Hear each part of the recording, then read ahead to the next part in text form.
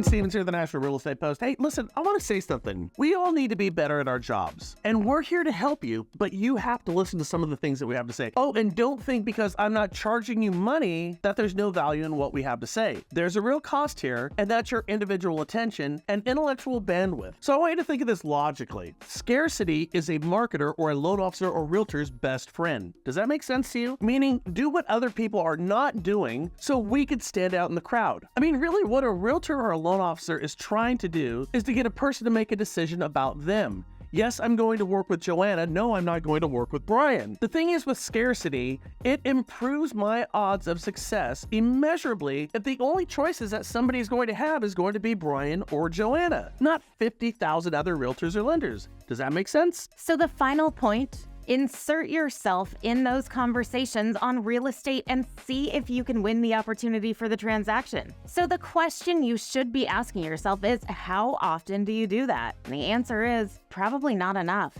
And I'm wondering why. Case in point. Just an example of where the market is right now. Did you know that renting an apartment is getting more affordable every second of every single day right now? That's true. That's like 100%. Everything you said was true.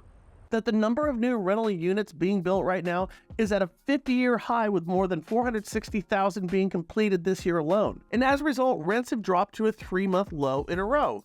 So why do we need to know this? Rents have dropped 3 months in a row. Now ask yourself, why is this important? This is critical thinking, because when the alternative to ownership becomes more affordable, it becomes more attractive. And right now, there's millions of homeowners sitting on a boatload of equity, financially going in the wrong direction, and they feel like they can't touch that equity. Why on earth are you not waking up every morning asking yourself the very simple question? That being, how do I get through to them? Because that's how you fill a need and that's how you make a living. So let's think about this for a couple of seconds. We know that there are people who require our services. Scenario number one, I call somebody and I say, hey, Bob, it's Brian over here. You know, you mucked up your finances pretty bad. The good thing is you have the one thing that I could actually use to help you out. That's your equity in your house.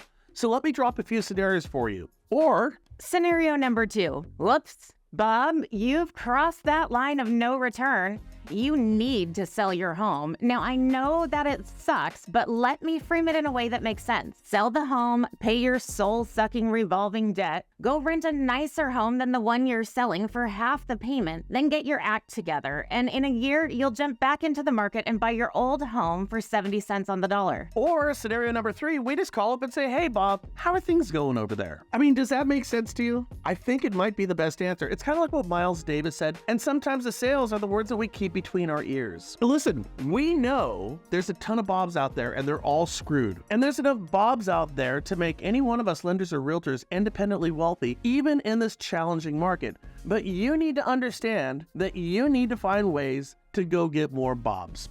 I hope this helps.